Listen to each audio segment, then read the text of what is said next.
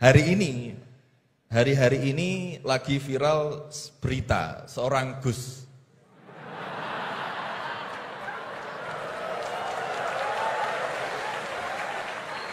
Mohon izin. Yang mungkin berceramah dengan kalimat yang kurang baik, mungkin diniatkan guyon tapi malah melukai hati orang lain. Tapi Masya Allah Gus Bahak guyon tapi tidak pernah melukai hati orang lain.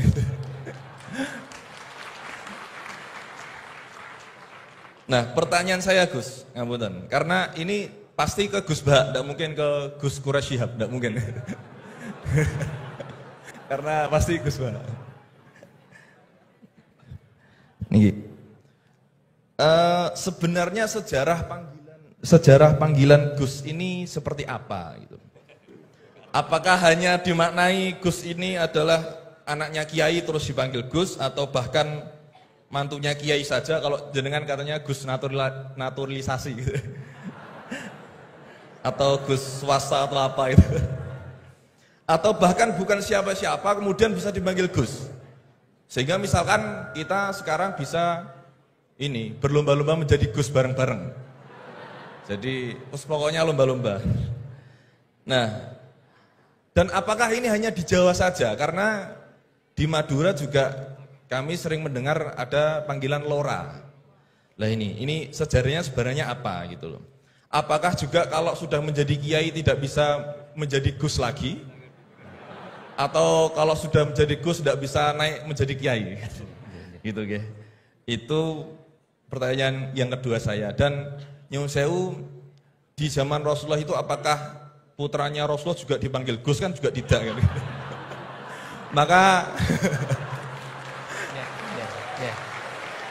Maka kalau Gus ini tidak ada di zaman Rasulullah, berarti semua Gus ini bid'ah gitu loh. Karena Gus tidak ada di zaman Rasulullah. Ngerti nggih. Nggih, jadi intinya sejarahnya dan standarisasi Gus itu apa yang orisinil gitu.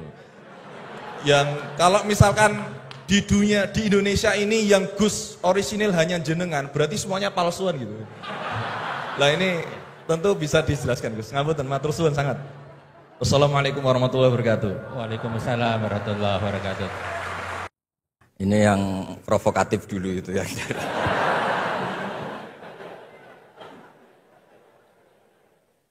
Semoga diampuni oleh Allah Ta'ala.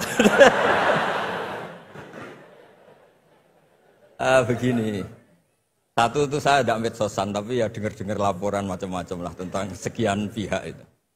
Begini, saya cerita ini biar sampean tahu bahwa Pak Rektor ngundang saya ini tidak salah. Kan? Memang benar-benar pemateri yang baik. Ya kalau kata Nabi Yusuf kan ini hafizun alim, orang harus zikru manaki binafsi, orang boleh cerita kelebihannya asal itu faktual. Begini, suatu saat, ini cerita di kitab Ihya, suatu saat Nabi Musa itu sholat istisqa. Itu doa apa saja itu sudah dipakai. Enggak mandi, Nabi Musa enggak mandi, tetap enggak mandi. Kata Allah, inna fihim namaman, di komunitas Anda yang ikut sholat itu ada yang tukang adu-adu, namam, provokator. Maka kamu doa kayak apa tetap enggak akan saya ijabahi.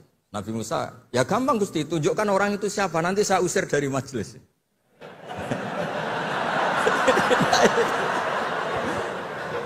Jawabnya Allah itu lucu. Saya ini orang yang mengharamkan namam, mengharamkan namimah. Kalau saya menunjuk orang itu berarti saya juga namam. Intinya itu Allah terus mengabaikan sekian peristiwa namam. Jadi kalau pertanyaan provokatif terus kayak gitu tuh masih diabaikan oleh Allah Ta'ala. Karena nanti repot itu. Repot. Memang saya termasuk Gus yang asli itu jelas kalau itu.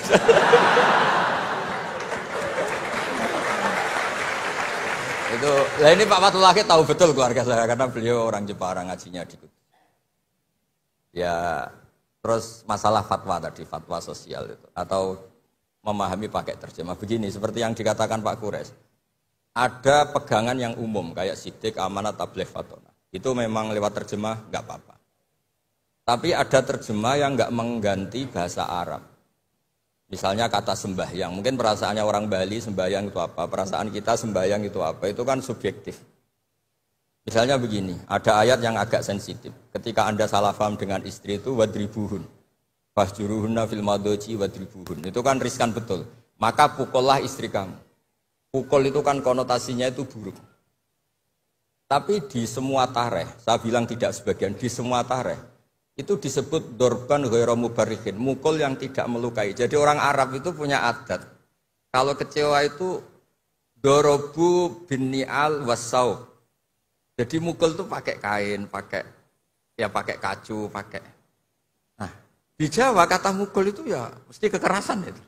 Nah, yang jenis ini itu riskan kalau dari bahasa Arab pindah ke Jawa. Jadi ada yang riskan, ada enggak.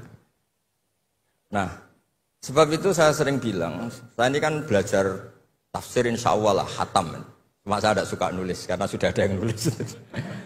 Karena saya nulis tetap saja dianggap top Pak Kures, jadi tidak usah nulis lah, sudah ada.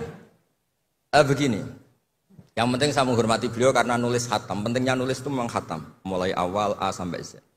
Pentingnya khatam itu apa? Di situ ada dialog. Ada dialog Allah sama nabinya, sama kekasihnya, bahkan sama musuhnya. Misalnya sama musuhnya. Itu Nabi Musa masih dibilangi sama Allah, faqula lahu qawlan layyinan. Ini penting saya utarakan. Nah, suatu saat Harun Ar-Rasyid ini didatangi ustadz, mungkin ustadz yang amatir lah, masih latihan ustadz, jadi masih ekstrim itu. Ya Amirul Mukminin, ini nasihun lak, famusyaddidun alaika, fala tajidanna fi nafsika aliyya syai'an. Ya sampai latihan bahasa Arab nanti Pak Rektor. Bukan Anda, Gus naturalisasi tadi, Anda. Saya akan memberi nasihat engkau, kemudian cara nasihat saya itu musyaddid, ekstrim. Maka jangan kamu anggap serius. Maksudnya jangan penjarakan saya ketika saya nasihat ke kamu ini kasar. Jawabnya Harun Ar-Rasyid itu langsung bilang gini. Bilang ya jahil, ini karena Arab. Orang Arab itu kalau ngomong jahil itu tidak sekasar yang kamu bayangkan, karena makanya bahasa Arab itu susah. Saya itu, ini cerita ke Pak Kures, ini curhat, bukan cerita mufti, curhat. Kiai Jawa kalau maknani wailak waihak itu ciloko kue. Padahal sering Nabi itu kalau kecewa sama seseorang bilang wailak sama waihak. Akhirnya santri tanya, lo katanya Nabi itu halus sopan santun kok ngendikan wailak waihak, yang artinya itu celaka kamu. Ada orang tanya Nabi dan orang itu tidak paham. Nabi ngendikan apa? Sakilat ka umuk. Cek siale mbokmu dan anak kue. Diterangkan enggak paham. Tapi sarah-sarah kayak kitab Irsyadus Sari itu bilang gini. Kalimatu tarohumin wa talatufin. Ini kalimat yang orang Arab tuh merasa dekat sehingga bilang wailak. Tapi Kiai Jawa tetap saja maknani ciloko. Masalahnya di konteks itu yang dawuh itu Kanjeng. Nah, saya ngendikan ini orang Solo ini kan enggak apa-apa. Kayak bakat gitu aja terus orang gitu. Nah, yang seperti ini enggak bisa dipindah ke terjemah. Dan itu saya teliti dari sekian tradisi, ya tadi kayak wadribuhun. Makanya terus ulama nyusuli dorban ghairu mubarrihin. Mukul tapi tidak melukai. Karena orang Arab itu biasa kecewa mukul pakai peci. Tapi kalau orang Jawa nggak berbayang mukul. Kedua misalnya contoh mahar. Orang Arab kalau masih mahar itu banyak. Karena jumlah mahar banyak, kemudian setelah suami istri hubungan intim, setelah dicerai itu kadang kepikiran ngambil karena maharnya misalnya Alphard 1 miliar gedung. Sehingga harus ada pelarangan mengambil ulang mahar. Wa in aradtum istibdala zawji makana zawji wa ataitum isdahunna qintaran fala ta'khudhu minhu syai'a. Atakhudunahu buhtana wa itsmam mubina. Wa kaifa ta'khuduna? Mahar yang sudah kamu kasihkan jangan kamu tarik lagi. Wong kamu sudah hubungan suami istri kok maharnya ditarik lagi. Jangan. Kenapa ada kata jangan ambil lagi? Karena maharnya itu Alphard, gedung, uang 1 miliar. Dulu Pak Rektor ketika nikah itu seperangkat alat sholat, gak dilarang juga gak akan diambil itu.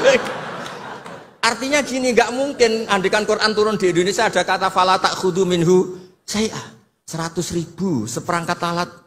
Saya jadi kiai itu sampai bosan karena tiap nikahkan tuh maharnya seperangkat alat sholat.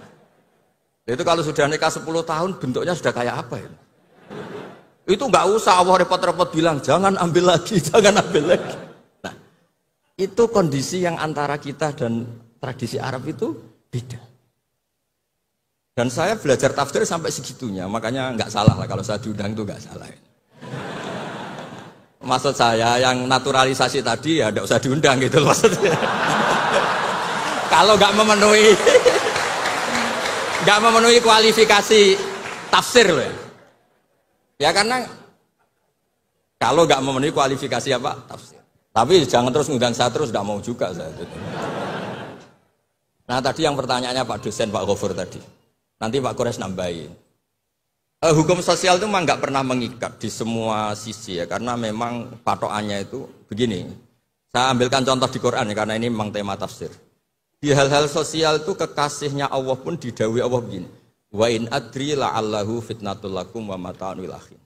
Wa ma adri ma yuf'alu bi wala bikum. Jadi Nabi misalnya mau perang, misalnya perang apa ini, Allah terus bilang, Muhammad kamu tenang saja, pasti menang. Enggak. Karena kalau dibilang begitu nanti kendilnya Nabi atau keberanian Nabi dikira karena ada jaminan, tetap. Sehingga nyuwun sewu Nabi juga pernah mengalami perang menang di Badar, pernah mengalami kalah di Uhud. Jadi di bab-bab sosial itu memang Allah membiarkan hukum sosial yang berjalan. Sampai Ibnu Khaldun ngendikan begini, saya masih ingat betul dan itu saya pegang. Nabi sebagai Nabi itu kena aturan hukum sosial. Meskipun beliau punya mukjizat kayak apa, ketemu orang harus santun, ketemu anak kecil harus sayang, ketemu orang sepuh harus hormat. Andai kan Nabi bisa terbang ke langit sekalipun Mi'raj, tapi ketemu anak kecil nampar, ketemu orang sepuh ngeludahi, tetap gak diterima oleh publik. Walau kunta faddan ghalidhal qalbi lan faddu min khawlik. Betapa pentingnya tata krama sosial. Kata Ibnu Khaldun, hadza Rasulullah man uyyida bil kauni kulli. Ini Rasulullah orang yang di backup sekian alam raya. Tapi sekali melanggar tata krama sosial, tetap lan faddu min khawlik. Orang akan bubar. Sampai ngegoskan saya, sekarang tak pisoi. Wah Gus apa Gus kok mison, mesti langsung gitu. Ya coba misalnya sekarang, nyon sewu, saya ngeludahi Pak Rektor, langsung dipecat ya. Artinya tatanan sosial, meskipun saya keramat. Makanya kata Ibnu Khaldun, hadza Rasulullah man uyyida bil kauni kulli law syaa. Ini Rasulullah orang yang bisa mengendalikan alam raya karena kekasih Allah. Itu saja kena aturan, walau kunta faddan ghalidhal qalbi lan faddu min khawlik. Kalau engkau salah tatanan sosial Muhammad, orang akan bubar. Nah maksudnya gini Pak dosen, kalau tatanan sosial gini, saya pernah ditanya oleh dekan Fakultas Kedokteran pas ada diskusi dengan ya tadi orang-orang medis, misalnya begini, itu misalnya nyun sewu, tapi gak usah dijiwai, gak usah kamu, udah dilupakan saja gak Pak. Menyembuhkan orang koma itu baik apa tidak baik. Tapi misalnya orang ini kalau sembuh pasti bunuh lagi, pasti merkosa lagi. Terus kita gimana? Ngasih makan juga sama. Orang miskin nggak bisa makan, nggak bisa apa-apa, nggak bisa makan, nggak bisa apa-apa. Berkahnya nggak bisa makan, nggak bisa apa-apa, dia tidak nyuri, tidak bunuh, tidak merkosa. Dan orang ini kalau sehat lagi akan begitu lagi. Wajib ngasih makan enggak? Itu mesti orang itu, weh, kasihlah kemanusiaan. Satu, jangan nanti kumat lagi. Jadi hukum sosial itu mesti mindsetnya ulama itu beda-beda. Saya sering matur ke Pak Quraisyah, saya itu pernah kata santri saya pernah katanya diundang ke Malaysia, juga pernah katanya diundang ke Maroko. Saya bilang sudah yang kelas-kelas internasional Pak Quraisyah, saya ada usah. Kenapa? Jawabnya sederhana. Nanti kalau saya sering keluar negeri, terus semua kiai seneng keluar negeri, terus yang ngulang pondok saya siapa? Wis guling-gilingan nak ning donya ono kiai desa sing alim, kata saya maksudnya kiai desa tapi maca kitab ya cek bener rofa nasab.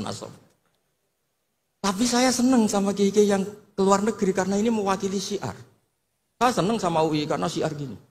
Tapi saya jangan disuruh jadi kiai di UI. Nanti gajinya tetap. Kalau kiai kan sering dapat gaji min khaisul layah tasib. Kayaknya jumlahnya banyak saya Mas. Jadi yang hukum-hukum sosial tuh biarlah alam yang. Ya sudah setuju ya. Oh ya pokoknya gitu.